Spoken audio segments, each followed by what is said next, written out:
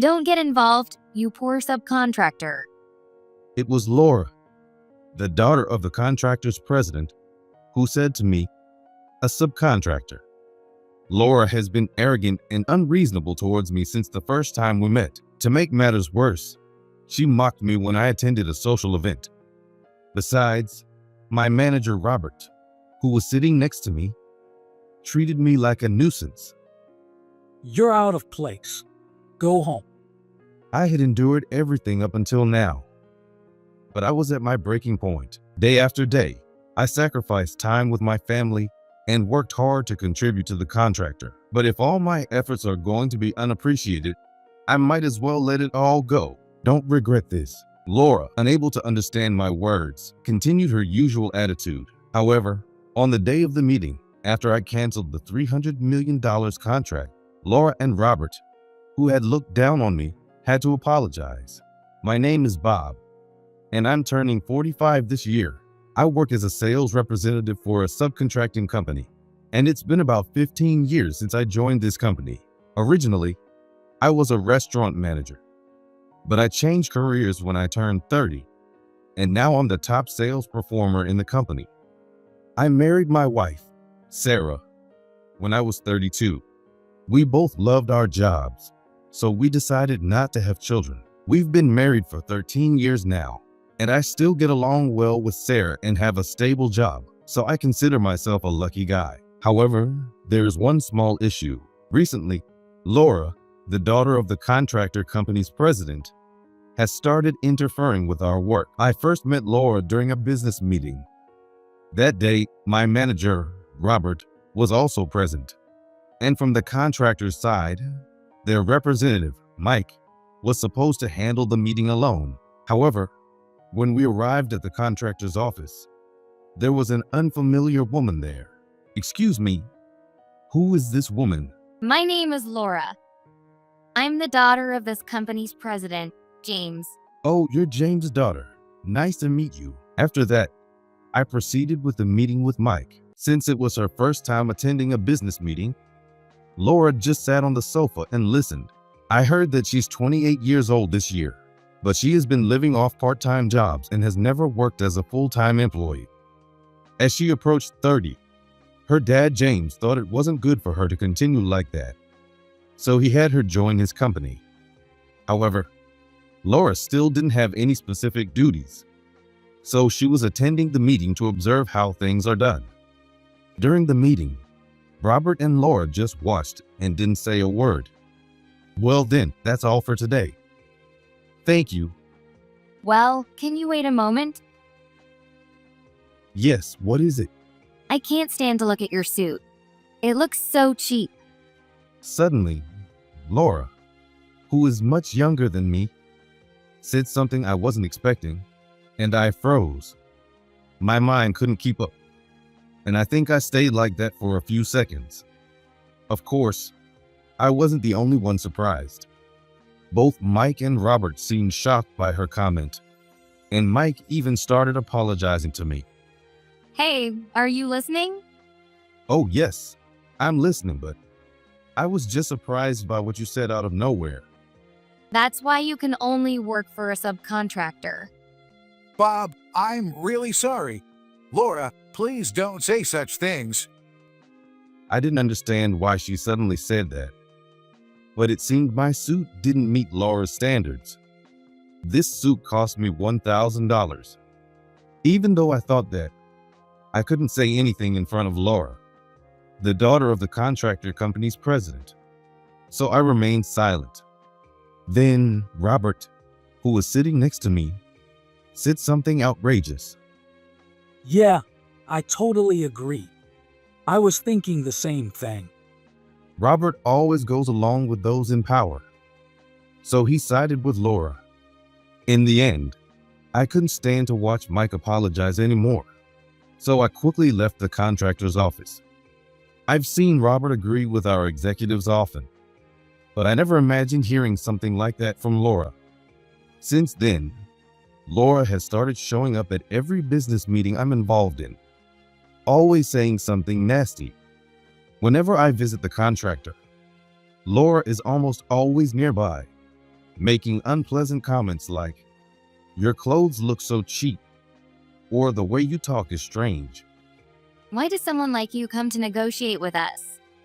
I want you to stop. Did I do something wrong? What are you talking about?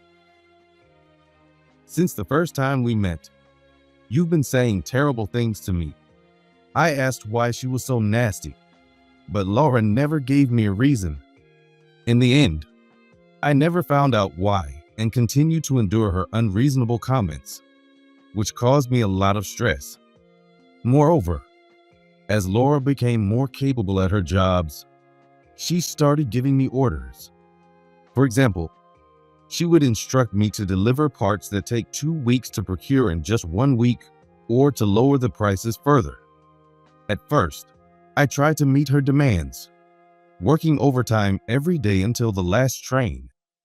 But no matter how hard I worked, the demands only increased, and I didn't feel appreciated. I even started sleeping at the office, going home only once every 3 days. My conversations with Sarah were reduced to simple greetings, and honestly, I was on the verge of physical and mental exhaustion. During this tough time, a social event with the contractor was planned. You don't have to dress formally for the social event. You can even wear jeans if you want. When I met Laura the other day, she told me that the day of the social event was a day off, and since Laura had told me there was no dress code, I decided to attend in black jeans and a t-shirt. However, this decision turned out to be a mistake. I regretted not thinking more about why Laura had personally informed me about the dress code for the event. When I arrived at the venue for the social event, I was surprised to see how everyone else was dressed. Everyone was dressed in suits and ties.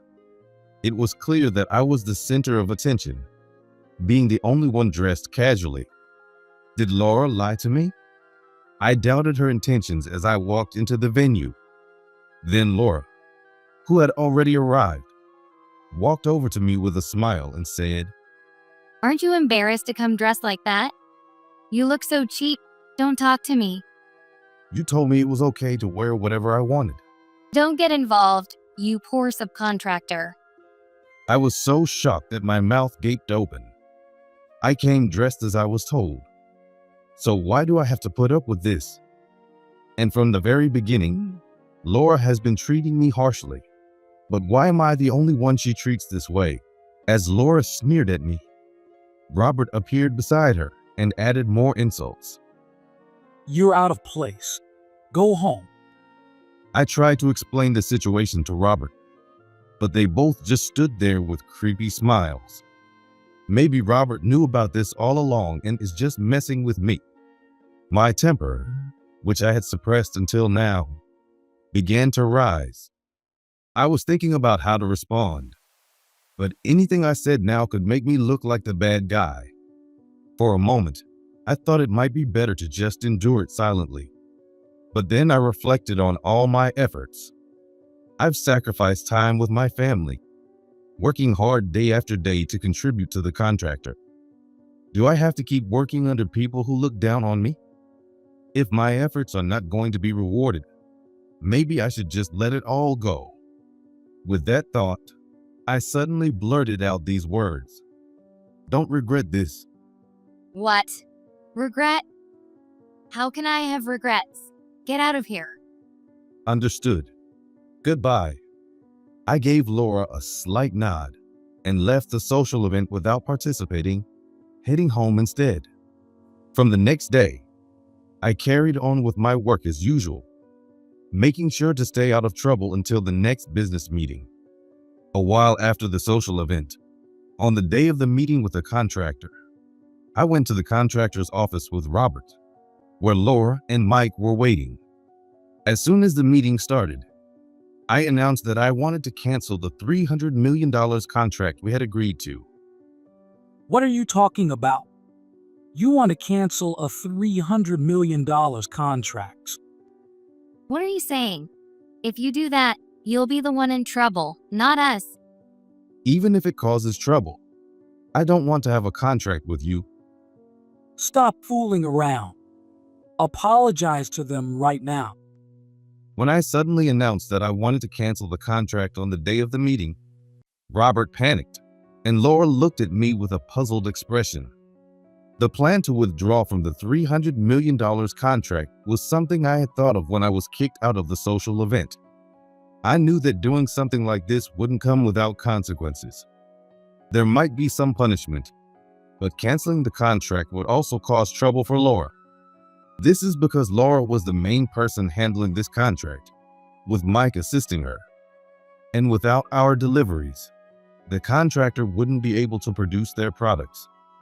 A $300 million delivery could have resulted in even larger profits once the products hit the market. However, Laura doesn't seem to understand this at all and continues to act high-handed. What is this poor man babbling about? If you're going to apologize, now is the time. Apologize? For what? Wait, Bob. Canceling the contract now would be a disaster. Laura, completely clueless about the situation, insists she's not in the wrong. But Mike, who understands the chaos if we don't deliver our products, is desperately trying to keep the contract going, turning the room into a chaotic mess. I've worked on several contracts with Mike before and have a bit of a soft spot for him, though I also feel a bit guilty. However, since this project was led by Laura, I judged that it wouldn't cause too much trouble for Mike. I can't understand this. I'm going to tell my dad. Laura pulled out her phone and started calling James. Robert and Mike tried to stop her, but I was actually looking forward to meeting James. You're done for now. My dad will be here any minute. After a while, James arrived. Dad, Bob suddenly said he wants to cancel the contract. That's sudden. Oh, isn't it, Bob? It's been a while. Long time no see. How have you been? Laura was trying to tell on me to James to get him to do something. But that's not how it went. As soon as James saw me, he started chatting. No one here could have predicted that James and I would be having a pleasant conversation. The restaurant you recommended was great. I'd love to hear about more good places to eat. Ignoring the situation, James happily chatted with me. Wait a minute. Dad, do you know Bob? Yeah, we met when Bob was managing a restaurant. I didn't know that. I've never heard about it. Well, I never mentioned it. We still hang out together in private. In fact, I met James when I was managing a restaurant. One day, while I was running the place alone as usual, James, who was dining alone, suddenly collapsed. I immediately called an ambulance and, worried about his condition, decided to accompany him to the hospital. I needn't have been with him, but James looked very distressed at the time, and I stayed with him. Moreover, since I was working alone that day, I had to close the restaurant to accompany him. Bob, thank you so much. You saved my life. You are my lifesaver. If you ever need anything, please rely on me. James thanked me repeatedly when he woke up in the hospital. After that, James visited my restaurant frequently until I left, and we exchanged information about good restaurants and sometimes dined together privately. After I changed jobs, finding out that James was the president of the contractor company was a memorable surprise for both of us. Earlier, Bob mentioned something about canceling the contract. Is that true? Yes, he did. I was so shocked when he suddenly said that. But knowing Bob, there must be a reason, right?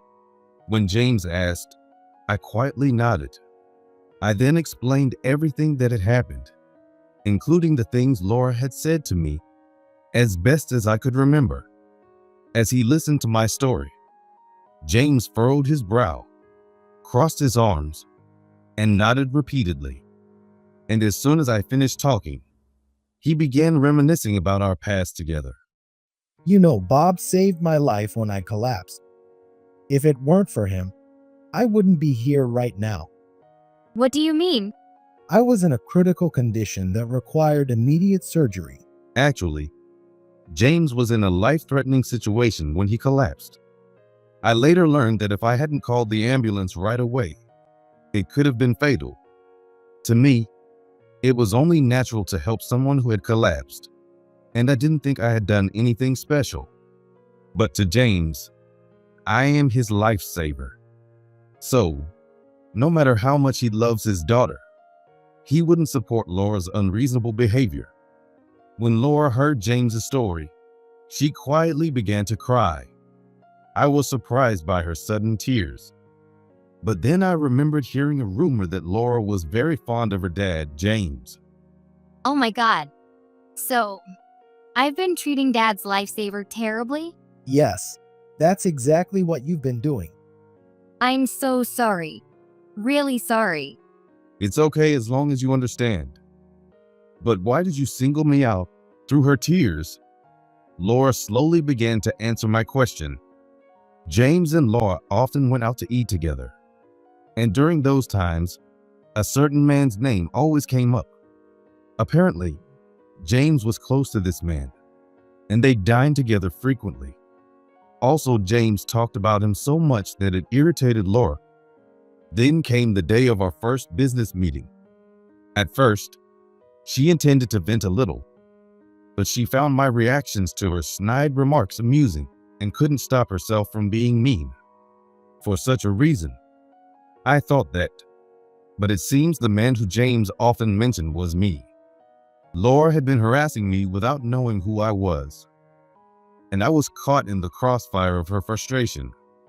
It's frustrating to be the target of her stress relief. While Laura is entirely at fault, perhaps I'm also to blame for not standing up for myself. Thinking this, I couldn't be too harsh on her. After that, Laura apologized, and the situation was resolved. After the discussion ended and I left the room, Laura came running after me. Wait, please. I'm really sorry for being so awful to you. It's okay now. Just make sure to learn from this experience. This is a token of my apology. As she said this, Laura pulled a melted chocolate out of her pocket. At first, I thought it was just a regular piece of chocolate and took it, but I was surprised when the bag squished in my hand. Laura also didn't expect it to be melted and looked equally surprised. Is this another prank? No, it must have melted from body heat. I know. I didn't expect to be handed melted chocolate at this moment, and I couldn't help but burst out laughing. Seeing me laugh, Laura, who had been crying a moment ago, also started to smile. A while later, the $300 million contract was officially signed. I had initially wanted to cancel the contract to trouble Laura, but after her sincere apology and our reconciliation, there was no reason to void it anymore. I decided to forgive everything that had happened because I wanted to maintain a good relationship with James in the future. When I told my colleagues about this, they said, "You were too soft, and you should have canceled the contract no matter what." But I believe that the decision I made was the best one. Of course, Robert also apologized to me. Even after the $300 million contract was completed, we continued to work with the contractor several times. Although Laura didn't attend every meeting, she was present at many of them. When we first met, she had just become a full-time employee and was hardly able to do any work. But now a year has passed since then. I had a hunch, but Laura has been learning so quickly that it's hard to believe she had only ever worked part-time before. She picked up new skills one after another, and now I hear she sometimes handles meetings on her own. I really am sorry for what happened back then. I was so ignorant and arrogant, and it's so embarrassing. No, I never imagined you'd mature so much. Don't tease me. When we have meetings together, we often enjoy these casual conversations. Given our age difference, Laura feels like a little sister or even a daughter to me. So, every time I see her growth, I am both impressed and filled with a sense of fondness. Since my wife and I don't have children, I'm not sure if this is what paternal feelings are, but I imagine it's how I would feel if I were a father. Time passed, and I decided to retire. I first met Laura when I was 45, so it's been 15 years since then. During these 15 years, I resolved many issues and saw many colleagues leave, among other things. Among all the experiences, meeting Laura was definitely the most impactful. Reflecting on all these events, I finished my last day of work and was about to leave the office. Suddenly, I heard a loud pop from behind me. When I turned around in surprise, I saw Laura holding a party popper. And behind her were my colleagues I had worked with over the years, along with James. Thank you for your hard work over the years. Why are you all here? Well, it's your last day, so we had to celebrate. Then, the employees behind her brought out a large cake and placed it in front of me. Encouraged by everyone, I blew out the candles. I never expected to be celebrated like this by everyone, and I couldn't help but shed tears despite myself. Laura had planned the retirement celebration, which made me even more emotional. Then the cake was cut, and everyone present enjoyed it together. I was so happy that I couldn't wait to tell Sarah about it when I got home. I'm so glad. It's the result of all your hard work. Her words brought tears to my eyes once again. Looking back, despite all the challenges, I'm grateful for all the hard work I've put in. From now on, I would like to live for Sarah, who has always supported me, while enjoying life even more.